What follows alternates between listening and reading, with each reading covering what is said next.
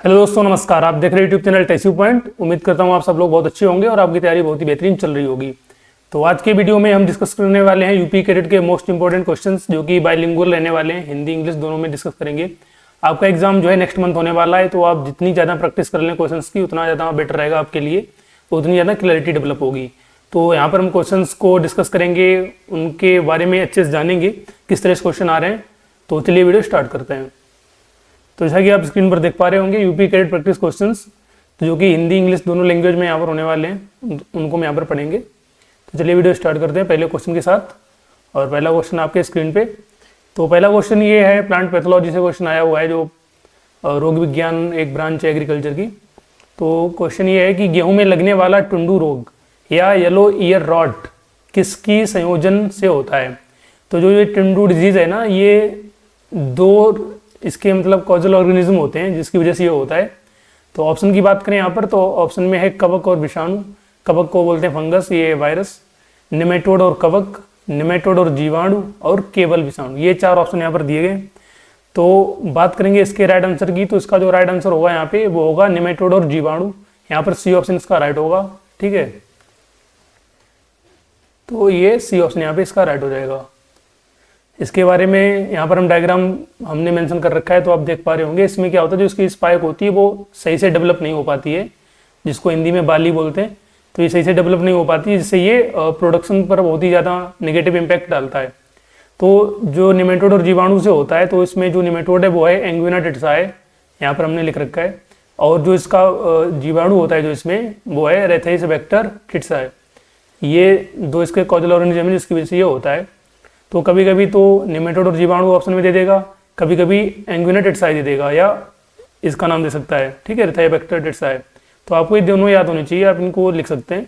बाकी ये जो कंटेंट है मैं आपको टेलीग्राम चैनल पर और व्हाट्सएप चैनल पर प्रोवाइड करा दूंगा, जिसकी लिंक डिस्क्रिप्शन बॉक्स में है, आप वहाँ से ज्वाइन कर सकते हैं।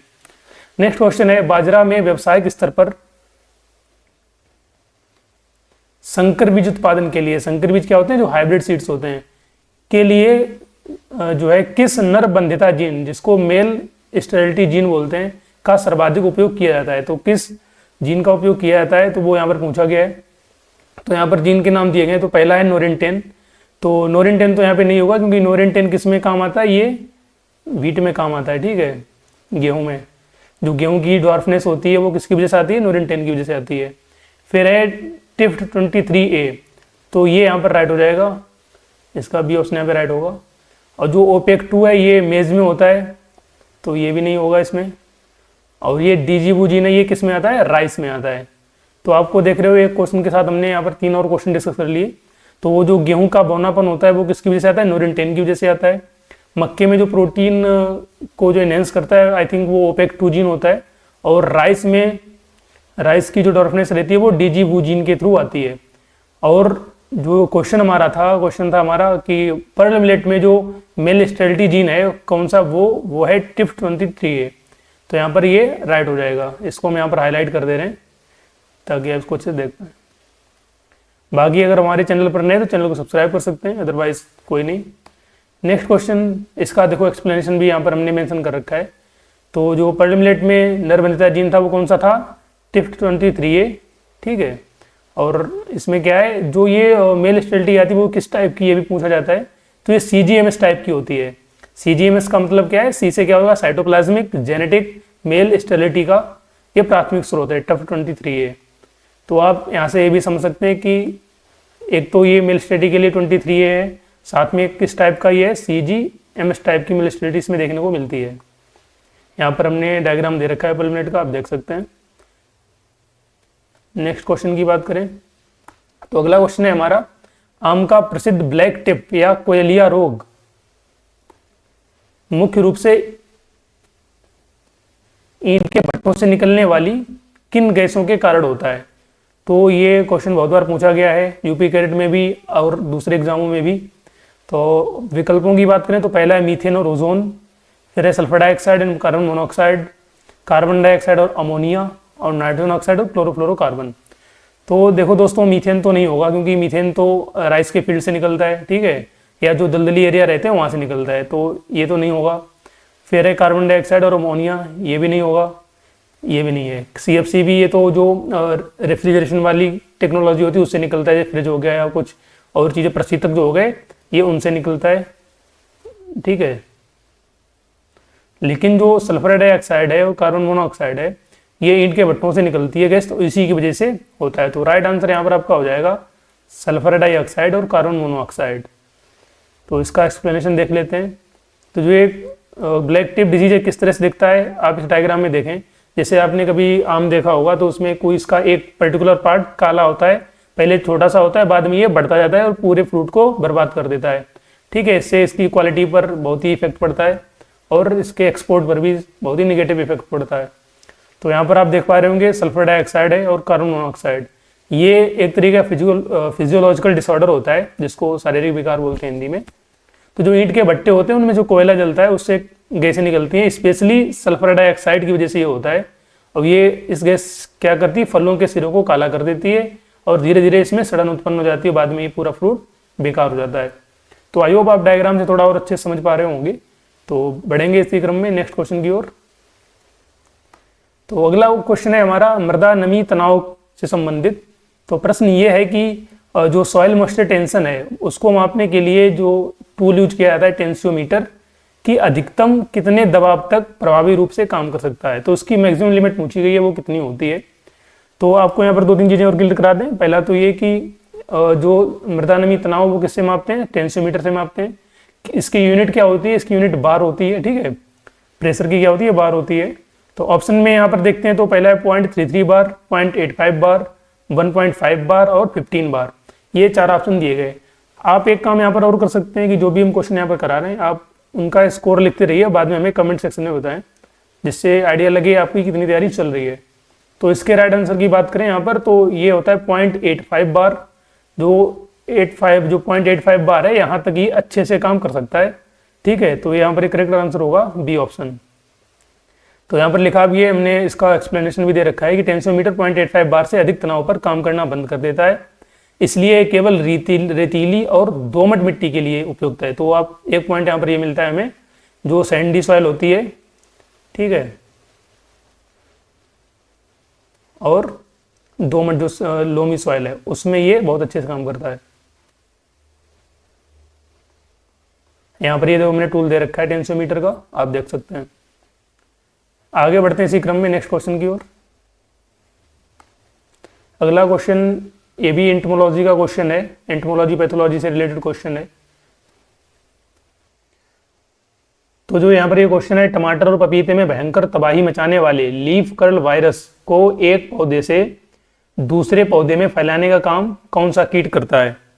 तो इसको वाहक बोलते हैं, मतलब जो वेक्टर होता है कि इसमें वाहक कौन है, इसको कौन लेके जाता है, इस वायरस को कौन फैलाता है।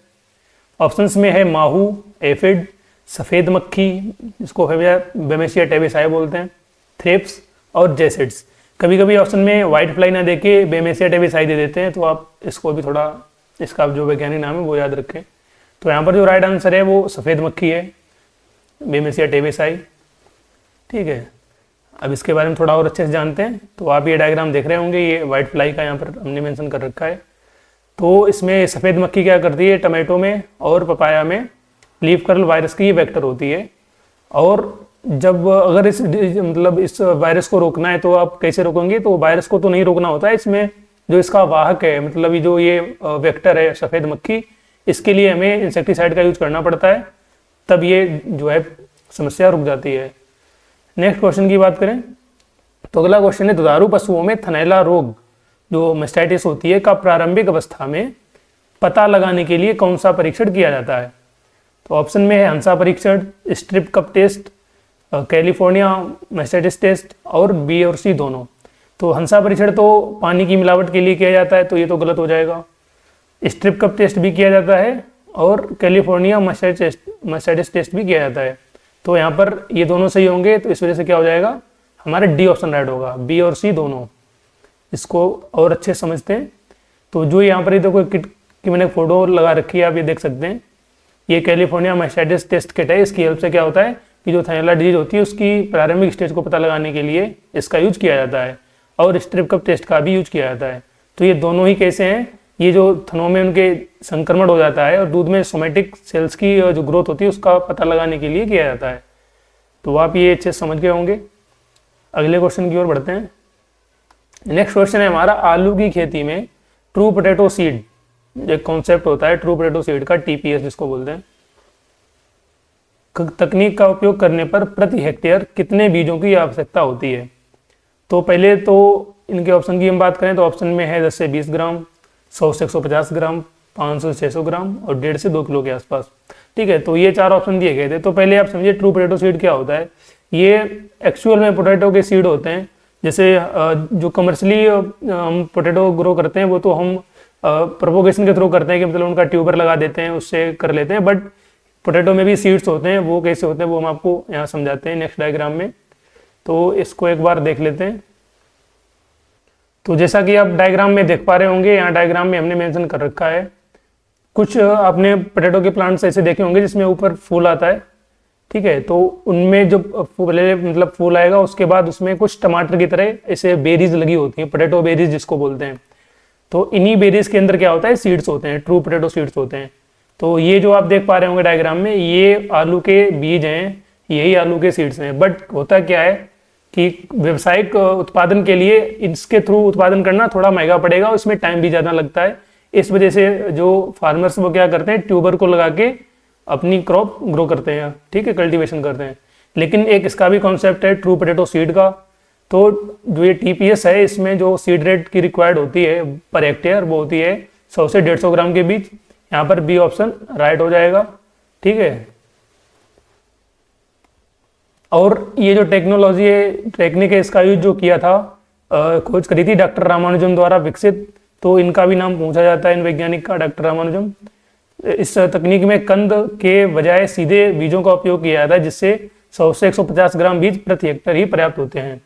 ठीक है, तो आप एक चीज़ और यहाँ पर समझें, मैं तो हमें यहाँ पर पोटैटो से जुड़ी और भी एक दो टेक्नोलॉजी का थोड़ा पढ़ लेते हैं, क्या क्या पूछी गई हैं पुराने पेपरों में।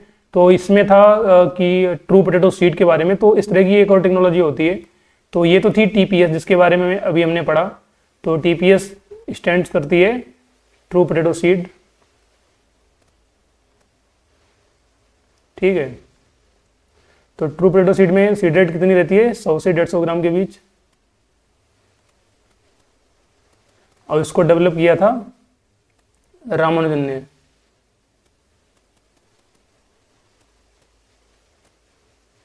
और एक और टेक्नोलॉजी है इसी नाम से, मतलब इसी तरह की, इस नाम से नहीं सॉरी, एसपीटी। असल में इसमें बच्चे बहुत ही कंफ्यूज रहते हैं, टीपीएस और एसपीटी में क्या डिफरेंस है, इसको समझते हैं। तो जो एसपीटी है, इसका जो फुल फॉर्म होता है वो होता है seed plot technique, the seed plot technique.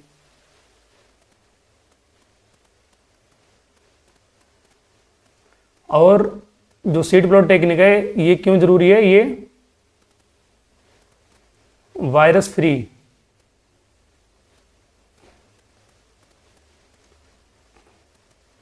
Seed develop करने के लिए इसका यूज किया जाता है। ठीक है, जो ट्यूबर होते हैं हमारे, वायरस फ्री ट्यूबर को ग्रोथ करने के लिए एसपीटी टेक्निक का यूज किया जाता है। और इसको जो दिया था एसपीटी वो पुष्करनाथ ने दी थी। अभी हम आपको एक ट्रिक भी बताएंगे आपको कैसे याद रखना है, पुष्करनाथ एंड हिज कलीग्स। तो इसको याद कैसे रखना है ट्रू पोटैटो सीड और एसपीटी में। तो आप ऐसे याद रखिए, इसमें देखो एक टर्म आता है, क्या आता है, प्लॉट।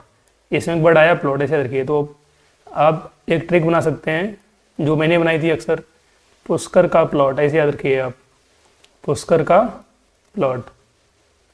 तो आप ऐसे याद रखेंगे कि प्लॉट जिसमें आएगा वो किसने दिया था, पुष्करनाथ जी ने दिया था। तो सीड प्लॉट टेक्निक पुष्कर जी ने दी थी, और टीपीएस तो दूसरी रामानुजन ने दी थी। आपको इसमें एक साइंटिस्ट याद रख लेंगे तो दूसरे तो आप याद ही रखेंगे, क्योंकि फिर कन्फ्यूजन होगी नहीं। तो ये सीड प्लॉट टेक्निक किसने दी, पुष्करनाथ जी ने दी थी, और टीपीएस टेक्नोलॉजी किसने, रामानुजन ने दी थी। तो ये कॉन्सेप्ट आई थिंक क्लियर हो गया होगा आपका। इसमें सीड्स को ग्रो करते हैं, इसमें virus free potato tubers potato seeds को डेवलप किया जाता है। ठीक है, ये ट्रू पोटैटो सीड होते हैं। तो आई होप आपको समझ में आ गया होगा। नेक्स्ट क्वेश्चन की हम यहाँ पे बात करें तो फिर है अनुवांशिकी में, ये जेनेटिक्स का क्वेश्चन पूछा गया है कि अनुवांशिकी में हेटेरोसिस या संकर ओज शब्द का प्रयोग सबसे पहले किस वैज्ञानिक ने किया था। तो पहले तो आप यही समझे कि हेटेरोसिस होती क्या है। तो हेटेरोसिस जो टर्म है वो क्या होता है कि जब किसी दो पेरेंट से क्रॉस कराते हैं, सपोज दैट यहाँ पर आपको समझा दें, मान लो ये पेरेंट 1 है और एक ये पेरेंट 2 है, ठीक है। इसका जब क्रॉसिंग हुई तो हमें यहाँ पे F1 में ये हमें F1 हाइब्रिड मिला। तो जो F1 हाइब्रिड होगा उसकी जो परफॉर्मेंस होगी वो दोनों पेरेंट्स के कंपेरिजन में, मतलब ये अपने पेरेंट्स से सुपीरियर होता है। तो जो सुपीरियोरिटी है, जो सुपीरियरनेस है, वही जो सुपीरियरनेस है पेरेंट के कंपेरिजन में, तो वो क्या है, वो हाइड्रोसिस है, ठीक है। तो ऑप्शन में है जीएस सुल, टीएच मॉर्गन, जॉनसन और ह्यूगो डिब्रीज। तो ये 4 साइंटिस्ट यहाँ पे दिए गए हैं। तो आपको बताना है कि हाइड्रोसिस वाला जो टर्म है वो सबसे पहले किसने यूज किया था। तो इसका जो राइट आंसर होगा वो होगा जीएस सुल। ए ऑप्शन यहाँ पे राइट हो जाएगा। इसको थोड़ा और अच्छे समझते हैं, ठीक है। तो जीएस सुल ने ही दिया था और ये कब 1914 में संतानों में अपने माता पिता की तुलना में बेहतर प्रदर्शन का वर्णन करने के लिए हेटेरोसिस शब्द गढ़ा था, जो कि हमने आपको अभी बताया। नेक्स्ट क्वेश्चन है हमारा, फूल गोभी में वेप्टेल रोग जिसमें पत्तियां चाबुक जैसी पतली हो जाती हैं, मीन्स पत्तियों में हमें एबनॉर्मेलिटीज देखने को मिलती है, तो किस माइक्रोन्यूट्रिएंट्स की कमी से होता है। बहुत ही फेमस क्वेश्चन, बहुत बार पूछा गया है। तो इसका मैं ऐसे ही बता दे रहा हूँ, इसका मोलिब्डेनम राइट आंसर होगा। तो यहाँ पर बी ऑप्शन राइट होता है, ठीक है। और ये जो बोरान दिया है इससे ब्राउनिंग होती है, लेकिन इधर मोलिब्डेनम से वेप्टेल, तो यहाँ पर दे रखा है। और ये कब होता है, ये रोग जनरली जो है अम्लीय मृदाओं में मोलिब्डेनम की अनुपलब्धता के कारण होता है। और इसको कैसे दूर कर सकते हैं, सोडियम मोलिब्डेट का यूज करके, क्योंकि इसमें जो मोलिब्डेट आ रहा है ना, तो ये मोलिब्डेनम प्लांट्स को मिल जाता है। तो नेक्स्ट क्वेश्चन की बात करें, धान की फसल में सिल्वर सूट या अनियन लीफ जैसी लक्षण किस कीट के प्रकोप के कारण दिखाई देते हैं। ये बहुत बार पूछा जा चुका है, सिल्वर सूट और अनियन लीफ वाला क्वेश्चन ये। तो ऑप्शन में स्टेम बोरर है, गंधी बग है, गालमिज है और बीपीएच है, ब्राउन प्लांट हॉपर है।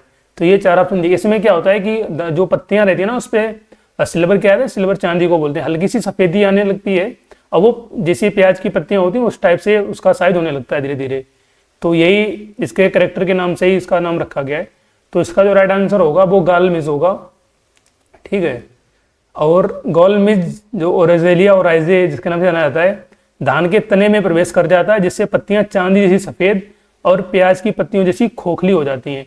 तो आप यहाँ पर देख पा रहे होंगे साइड में ये इसके जो है ये वाइटनेस देखने को मिलती है। तो इस वजह से क्या है, ये गालमिज की वजह से सिल्वर सूट होता है।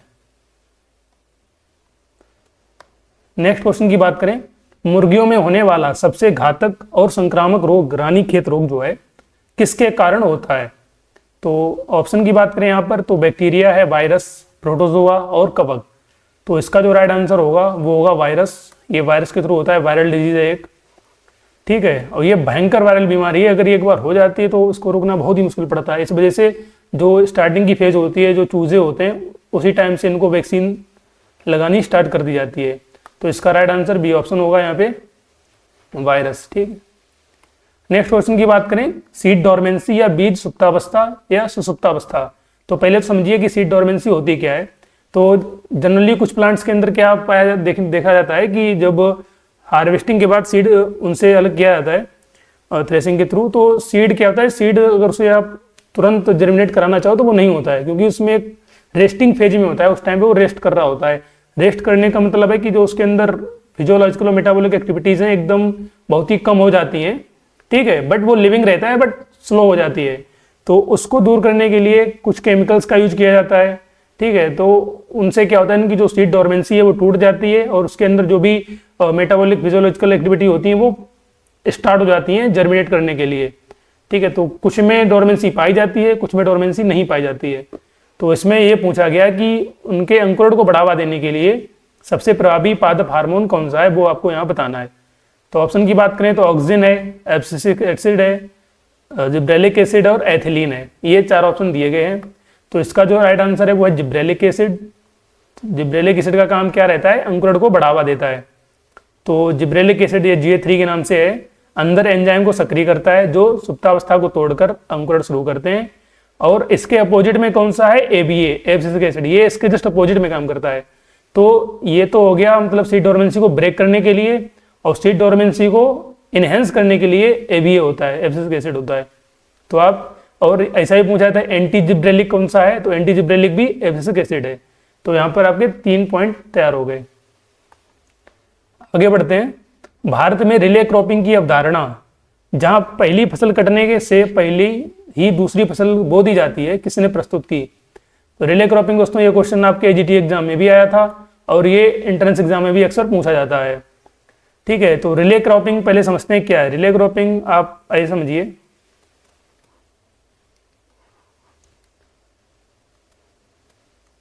एक सेकंड गाइस।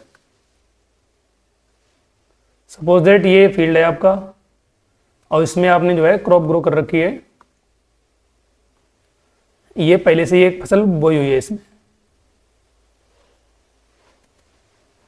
तो जैसे ही ये अपनी रिप्रोडक्टिव स्टेज पे आएगी, मैच्योरिटी की ओर जाएगी, उससे पहले ही हम क्या करेंगे, इसमें जो है हम कोई दूसरी फसल बो देंगे। ठीक है, तो इसमें क्या हुआ रिले क्रॉपिंग में कि पहली फसल कट नहीं पाई, उससे पहले ही हमने दूसरी फसल को बुआई कर दी, तो ये रिले क्रॉपिंग कहलाती है। यहाँ लिखा भी है पहली फसल के कटने से पहले ही दूसरी फसल बो दी जाती है। ठीक है, तो इसमें हमारा क्या फायदा रहता है, इसमें ये फायदा रहता है कि खेत में जो पहले से ही नमी है उसका सही से यूज हो जाता है, क्योंकि जो हमने नई फसल लगाई वो नमी यूज कर लेगी और वो ग्रो कर जाएगी। तो पूछा ये गया था कि ये किस साइंटिस्ट ने ये टर्म दिया था, किसने ये कॉन्सेप्ट डेवलप किया था। तो ऑप्शन की बात करें तो M S Swaminathan, doctor A S Bains और एन ई बोरलॉग और वर्गीस कुरियन।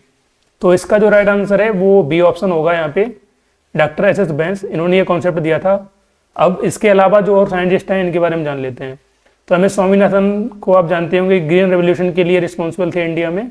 ठीक है, और जो वर्गीज कुरियन साहब हैं ये जो व्हाइट रेवोल्यूशन आई थी, दूध क्रांति श्वेत क्रांति, उसके लिए जाने जाते हैं। एनी बोरलॉग ये ग्रीन रेवोल्यूशन इन वर्ल्ड। ठीक है, ये ग्रीन रेवोल्यूशन इन इंडिया। तो यहां पर देखो दे रखा है, किसने दिया था, डॉक्टर एच एस बैंस ने दिया था, बी ऑप्शन राइट है। और ये आईआरआई के डॉक्टर थे और उन्होंने कॉन्सेप्ट भी दिया था रिले क्रॉपिंग, जिसमें एग्जाम्पल भी हमने यहाँ पर मेंशन कर रखा है, गेहूं, मूंग, मक्का, तोरिया और गेहूं। ठीक है, तो आप एग्जाम्पल भी याद रखें, एग्जाम्पल भी पूछ ले जाते हैं।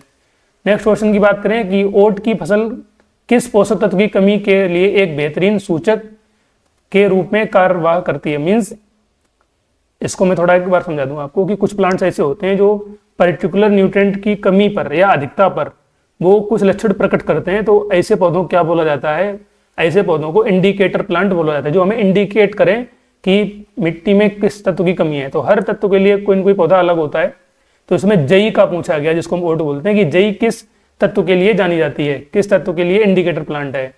तो ऑप्शन में जिंक है, मैंगनीज है, नाइट्रोजन है और बोरॉन है।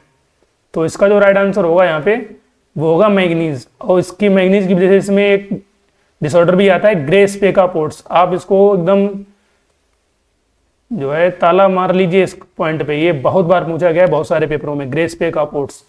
और ये ग्रे स्पेक क्यों बोलते हैं, इसमें ग्रे रंग के धब्बे पड़ जाते हैं मैंगनीज की कमी होने पर। ठीक है, नेक्स्ट क्वेश्चन की बात करें, गाय के शुद्ध दूध का विशिष्ट गुरुत्व, जिसको स्पेसिफिक ग्रेविटी बोलते हैं, 60 डिग्री फ़ारेनहाइट या 15.5 डिग्री सेल्सियस तापमान पर औसतन कितना होता है। तो ये स्पेसिफिक ग्रेविटी बतानी है। तो ऑप्शन में 1.028, 1.030, 1.03 से 1.032, 1.035 से 1.040 और 1.015 से 1.020, ये चार ऑप्शन दिए गए हैं। तो इसका जो राइट आंसर होगा वो होगा 1.028 टू 1.030।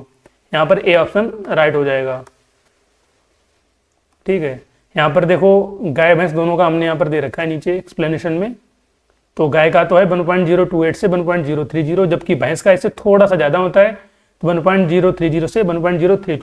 आप ऐसे याद रखिए, देखो इसमें 28 से 30 हो रहा है, इसमें 30 से 32 हो रहा है, बस इतना ही याद रखना है, क्योंकि आप पूरा अगर वैसे पढ़ेंगे या बार बार इधर उधर देखेंगे तो कन्फ्यूजन हो सकता है। तो ऐसे याद रखिए 28 से 30 और 28 से 32।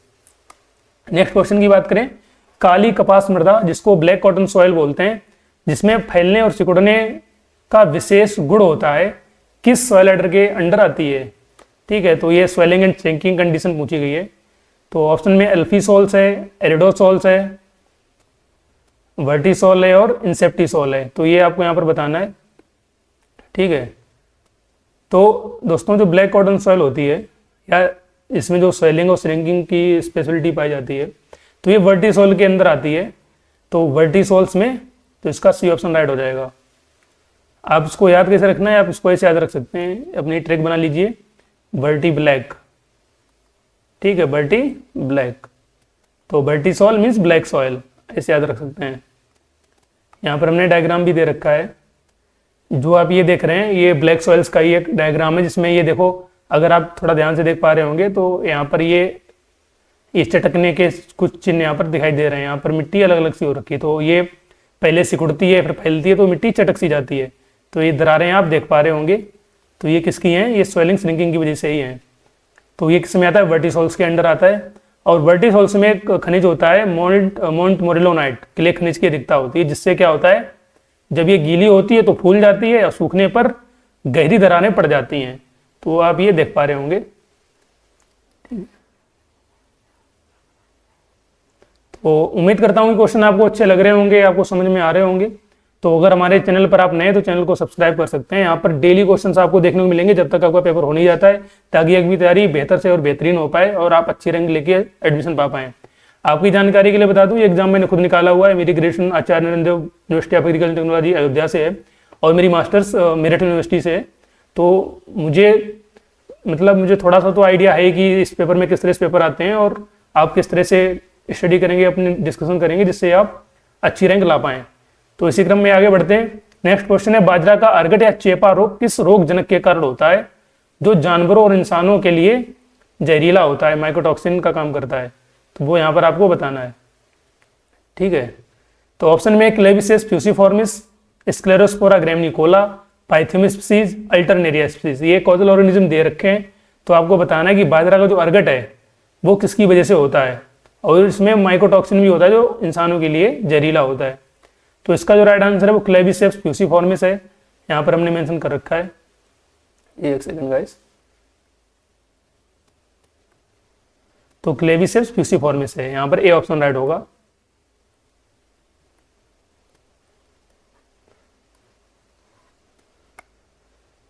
तो ये है क्या एक्चुअल में, ये कवक होता है, ये कवक है जो बाजरे की बालियों में शहद जैसा चिपचिपा पदार्थ बनाता है, जो बाद में कठोर काले अर्गट स्क्लेरेसिया में बदल जाता है, ठीक है। तो आप ये स्पाइक देख पा रहे होंगे, यहाँ पर ये स्टार्टिंग होने लगी है, उसके बाद ये क्या करेगा, पूरी स्पाइक को ही खराब कर देगा।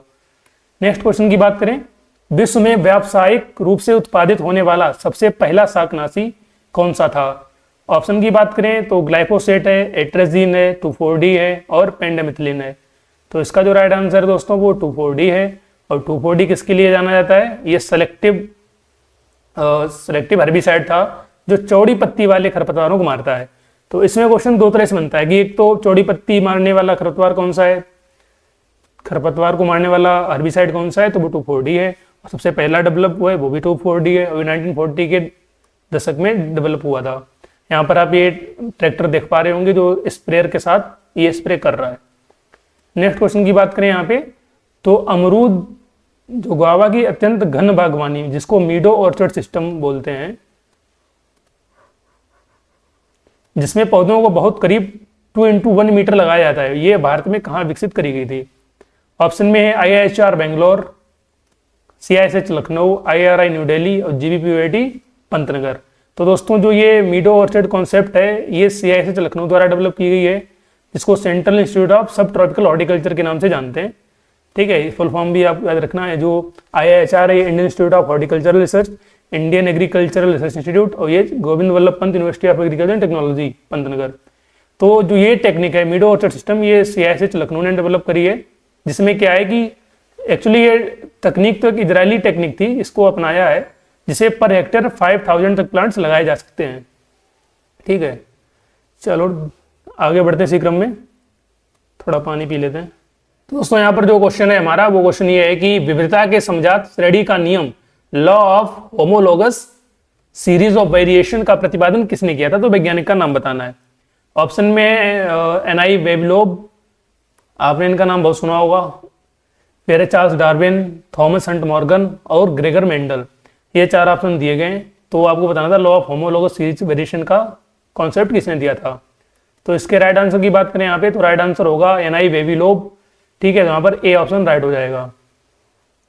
अब ये रूसी वैज्ञानिक वेबलोब ने नियम दिया था जो बताता है कि संबंधित प्रजातियों में समान प्रकार के अनुवांशिक परिवर्तन समानांतर रूप से होते हैं, ठीक है।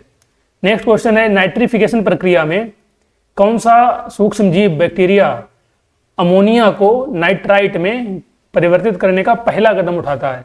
तो यहाँ पर पहली स्टेप पूछी गई है, ठीक है, अमोनिया को नाइट्राइट में। तो इसकी जो प्रोसेस है वो यही रहती है, इसको मैं थोड़ा लिख दे रहा हूँ कि पहले तो ये एक सेकेंड,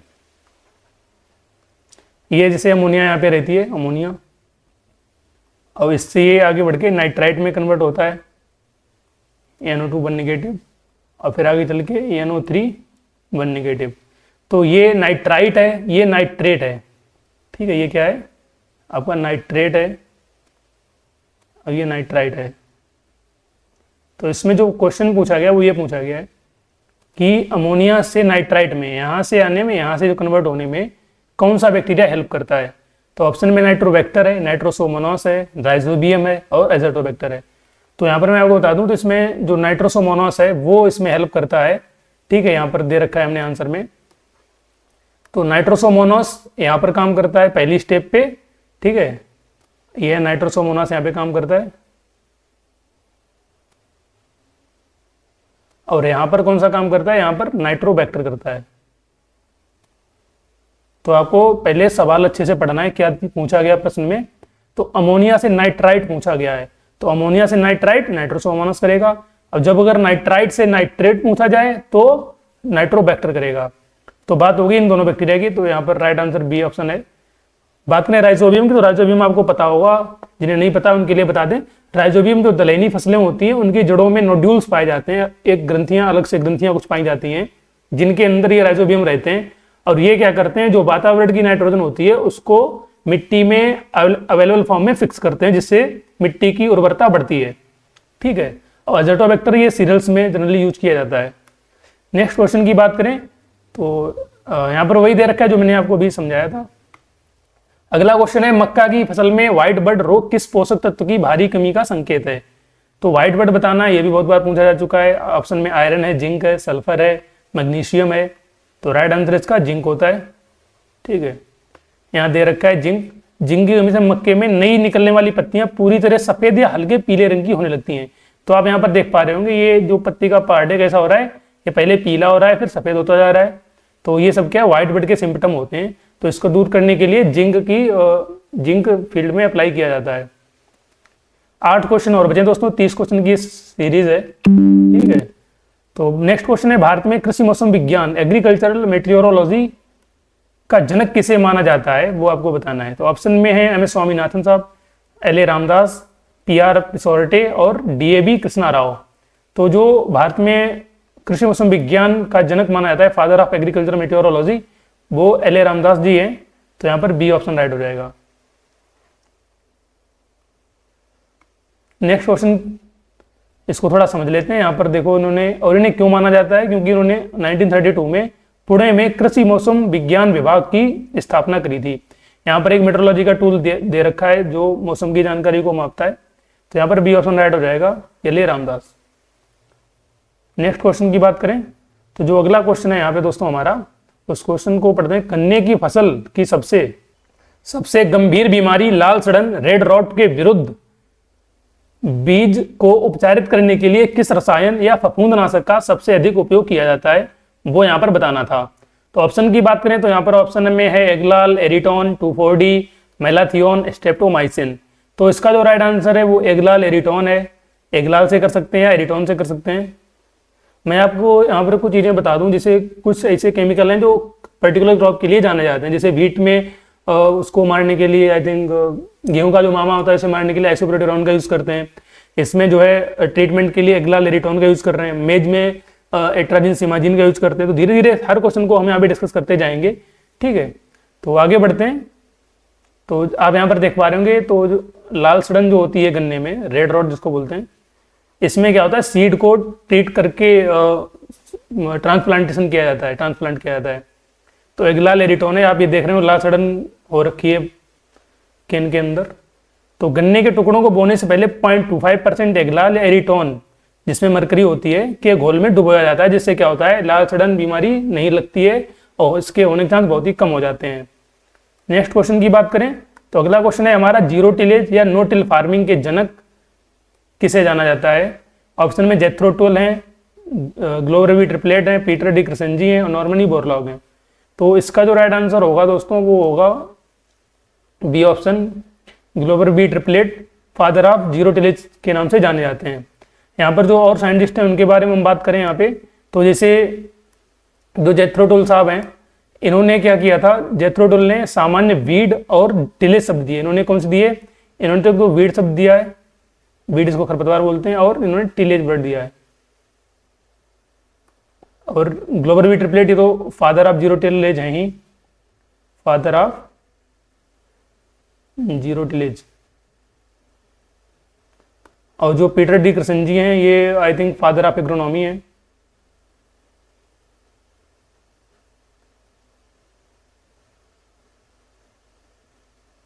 और जो नॉर्मन ई बोरलॉग साहब हैं ये ग्रीन रेवोल्यूशन के लिए जाने जाते हैं इन वर्ल्ड। तो ऐसे आपके कॉन्सेप्ट और अच्छे क्लियर हो जाएंगे। तो उम्मीद करता हूँ आपको लेक्चर अच्छा लग रहा होगा। तो अगर आप नए हैं चैनल को सब्सक्राइब कर सकते हैं ताकि आपको सारे अपडेटेड वीडियो टाइम से मिलते रहें। 26वां क्वेश्चन है हमारा यहाँ पे, मृदा में वैम, जिसको वेसिकुलर और वस्कुलर माइकोराइजी बोलते हैं, नामक सहजीवी कवक, सहजीवी क्यों बोलते हैं, ये साथ में रहता है, किसके अभी पता चलेगा, मुख्य रूप से पौधे को किस पोषक तत्व के लिए पोषक तत्व को उपलब्ध कराने में मदद करता है। एक सिम्बायोटिक फंगी होता है। तो ये किस न्यूट्रिएंट्स के लिए काम करता है, मतलब किसके लिए, कौन सा न्यूट्रिएंट्स हमें उपलब्ध कराता है, पौधों को उपलब्ध कराता है। तो ऑप्शन में नाइट्रोजन है, फॉस्फोरस है, पोटेशियम है और सल्फर है। तो जनरली ये फॉस्फोरस के लिए जाना जाता है, फॉस्फोरस की अवेलेबिलिटी को बढ़ाता है। तो यहाँ पर बी ऑप्शन राइट हो जाएगा। ठीक है, कौन सा होगा, बी ऑप्शन राइट होगा। राइजोबियम नाइट्रोजन के लिए और ये वैम किसके लिए, फॉस्फोरस के लिए। जो वैम है पौधों की जड़ों का विस्तार करता है और मिट्टी में इमोबाइल फॉस्फोरस को घोलकर पौधे तक पहुंचाने का काम करता है। आप यहाँ डायग्राम में देख पा रहे होंगे माइकोराइजी इन्फेक्टेड रूट है, मतलब से माइकोराइजी से ट्रीट हो रखा है। तो रूट्स विद माइकोराइजी, ये जो देख रहे हो ना, इनमें ये माइकोराइजी ही है। ये जो आप देख पा रहे होंगे, जो एक ग्रेन्यूल से आपको दिख रहे हैं, इसका देखो ये जूम फॉर्मेट हमने दे रखा है। तो ये क्या है, ये माइकोराइजी है। तो नेक्स्ट क्वेश्चन की बात करें, इटावा पायलट प्रोजेक्ट जो भारत में ग्रामीण विकास का एक महत्वपूर्ण स्वतंत्रता प्रयोग था, 1948 में किसके द्वारा शुरू किया गया था। तो ऑप्शन में यहाँ पर Mahatma Gandhi ji, FL Brayne, Albert Mayer, Spencer Hatch. तो ये 4 लोग दिए गए, इनमें से बताना है इटावा पायलट प्रोजेक्ट किसने दिया था। तो इटावा पायलट प्रोजेक्ट दिया था अल्बर्ट मेयर साहब ने, सी ऑप्शन यहाँ पे राइट होगा। ठीक है, ये सब एक्सटेंशन के प्रोग्राम थे। तो अल्बर्ट मेयर ने दिया था इटावा पायलट प्रोजेक्ट, कब दिया था, 1948 में दिया था। यहाँ पे लिखा है पूर्व स्वतंत्रता प्रयोग, मीन्स प्री इंडिपेंडेंस में था ये। तो 1948 के द्वारा शुरू किया गया था, मतलब उसी टाइम के आसपास था ये। तो अल्बर्ट मेयर ने दिया था। अंग्रेजी वास्तुकार अल्बर्ट मेयर ने उत्तर प्रदेश के इटावा जिले के महेवा गांव से, गांव भी ये बहुत बार पूछा गया है, इस प्रसिद्ध ग्रामीण विकास परियोजना की शुरुआत करी थी। ठीक है, इटावा पायलट प्रोजेक्ट। जब एक्सटेंशन के क्वेश्चन यहाँ पर कराए जाएंगे तो उसमें हम आपको बहुत सारी ट्रिक्स बताएंगे आपको कैसे याद रखना है, तो उससे आपको थोड़ा आसानी हो जाएगी एग्जाम के टाइम पे याद रखने को लेके। फिर ये आलू का सेंटर ऑफ ओरिजिन किसे माना जाता है। तो उत्पत्ति स्थान पूछा गया पोटैटो का। तो ऑप्शन में है मैक्सिको, चीन, भारत और पेरू, दक्षिण अमेरिका, एंडीज। ठीक है, तो इसके राइट आंसर की बात करें यहाँ पे तो पेरू है। असल में कभी कभी पेरू ना देके साउथ अमेरिका आपको ऑप्शन में मिल जाएगा, तो आपको वो राइट कर देना है। और जो एंडीज माउंटेन्स हैं, एंडीज जैसे अपने इंडिया में हिमालय है, ऐसे वहाँ पर एंडीज है। ठीक है, तो वहाँ की जो पर्वत श्रृंखला है उसी में एक एरिया पड़ता है पेरू, तो वो आलू का सेंटर ऑफ ओरिजिन माना जाता है। ठीक है, तो यहाँ पर बी ऑप्शन राइट हो जाएगा। इसको मैं हाईलाइट कर दे रहा हूँ ताकि आपको याद रहे। नेक्स्ट क्वेश्चन की बात करें तो केंद्रीय शुष्क क्षेत्र अनुसंधान संस्थान, जिसका फुल फॉर्म है central arid zone research institute, कजरी जिसको बोलते हैं, ये कहाँ स्थित है। ऑप्शन में है बीकानेर, जोधपुर, जैसलमेर और जयपुर। जितने भी एग्रीकल्चर के रिसर्च इंस्टीट्यूट है आप सबको याद कर लीजिए, 2 से 3 क्वेश्चन वहां पर आपको देखने को ही मिलेंगे। तो जो ये कजरी है, केंद्रीय शुष्क क्षेत्र अनुसंधान संस्थान, ये जो है अगर इसकी हम बात करें तो ये कहाँ पे है, जोधपुर में। कजरी कहाँ पे है, जोधपुर में है। तो सी ऑप्शन यहाँ पे राइट हो जाएगा। तो जोधपुर में स्थित है, ये शुष्क क्षेत्रों की कृषि समस्याओं पर काम करने वाला एक आईसीआर का इंस्टीट्यूट है। यहाँ पर हमने इनका लोगो भी दे रखा है, आप देख पा रहे होंगे। नेक्स्ट क्वेश्चन की बात करें, टिड्डी दल के उस सबसे विनाशकारी रूप या प्रजाति का वैज्ञानिक नाम क्या है जो भारत और अफ्रीकी देशों में भारी तबाही मचाता है। तो भाई आपने भी सुना होगा कि टिड्डी आती हैं जो है रेगिस्तान साइड से और वो बहुत ही फसलों को नुकसान पहुंचाती हैं। ऑप्शन में लोकस्टा माइग्रोटेरिया, अब ये सिस्टोसेरा ग्रेगेरिया, पतंगा सक्सिंटा और हेरोग्लाइपस नाइग्रोपिलिटस, ये 4 टिड्डी अलग अलग उनके जो वेराइटी ब्रीड जो दे रखे हैं, टाइप दे रखे हैं, उनमें से आपको बताना है कि सबसे ज़्यादा नुकसान कौन पहुंचाता है, वो बताना है, वो प्रजाति आपको यहाँ पे बतानी है लोकस्ट की। ठीक है, तो इसका जो राइट आंसर है वो डिजर्ट लोकस्ट है। तो आप यहाँ पर ऑप्शन में देख पा रहे होंगे डेजर्ट लोकस्ट, जिसको हम बोलते हैं सिस्टोसेरा ग्रेगेरिया। तो ये बहुत ज़्यादा नुकसान पहुंचाता है। अब ये हर साल लगभग इसका प्रकोप हमें देखने को मिलता है। तो कभी कभी डिजर्ट लोकस्ट दे दिया जाएगा ऑप्शन में, तो उसे सही करना है। अगर वो ना दिया जाए तो सिस्टोसेरा ग्रेगेरिया दे दिया जाएगा, तो उसे सही कर देना है। ठीक है, तो इस तरह से आप क्वेश्चन को सही कर सकते हैं। इसको हम थोड़ा देख लें। ये महाशय हैं, आप इनको देख पा रहे होंगे इस डायग्राम में। ठीक है, तो यही भाई तबाही मचाते हैं, किसानों की फसल चौपट कर देते हैं खा पी के। तो इससे मतलब सीरियस मैटर है ये कि इससे बहुत ज़्यादा नुकसान होता है। ये लाखों की संख्या में आते हैं, हजारों लाखों की संख्या में आते हैं जब भी आते हैं। और ये रेगिस्तानी टिड्डी है जो सबसे खतरनाक मानी जाती है। अपने शरीर के वजन के बराबर खाना खा सकती है और करोड़ों की संख्या में झुंड बनाकर उड़ती है। तो आप इमेजिन करिए कि जिस भी फील्ड से निकलेंगे तो वहाँ पर कुछ नहीं बचेगा, सारी फसल तबाह कर देते हैं। ठीक है, तो वो कौन सा है? डिजर्ट लोकस्ट है। तो उम्मीद करता हूँ आपको ये क्वेश्चन समझ में आए होंगे। आज के 30 क्वेश्चन हमने यहाँ पर डिस्कस किए। बहुत ही सेलेक्टिव क्वेश्चन थे, पेपर की दृष्टि से बहुत ही महत्वपूर्ण थे। तो अगर आपको ये क्वेश्चन सही लगे हैं, बाकी आप हमारे चैनल पर नए चैनल सब्सक्राइब कर सकते हैं। उसके अलावा अगर आपको किसी भी टॉपिक पे कोई भी लेक्चर चाहिए, कोई भी डाउट है, तो आप हमें कमेंट सेक्शन में कमेंट जरूर करें। उस टॉपिक को हम बहुत ही सरलता से आपको समझा देंगे, क्योंकि अभी टाइम कम है, 1 महीना बचा हुआ है। इसमें सारे लेक्चर तो नहीं हो पाएंगे आप चाहें तो, लेकिन प्रैक्टिस हो जाएगी। जितनी प्रैक्टिस क्वेश्चन करेंगे उतना आपका जो है क्लैरिटी डेवलप होगी। उसके अलावा अगर कोई भी कॉन्सेप्ट अगर आपका छूट रहा है तो आप हमें बता दें, 2-5 लेक्चर कराने में कोई प्रॉब्लम नहीं आएगी। ठीक है, तो आप अगर हमारे चैनल पर नए हैं, आप कंटेंट का फायदा उठाइए, अच्छी रैंक लाइए, अच्छे से पेपर दीजिए और हमसे जुड़े रहिए, ताकि आप सारी अपडेट ले पाएँ। जितना भी हो पाए आप प्रैक्टिस से प्रैक्टिस करें, अलग अलग चैनलों से, अलग अलग कोचिंगों से आप प्रैक्टिस अच्छे से अच्छे करिए, ताकि आपकी तैयारी अच्छे से हो पाए और आपका टाइम मैनेजमेंट हो पाए। तो हमसे जुड़ने के लिए बहुत बहुत धन्यवाद। तब तक के लिए नमस्कार। जय हिंद, जय भारत। पढ़ते रहिए, सिलेक्शन लीजिए। जय हिंद।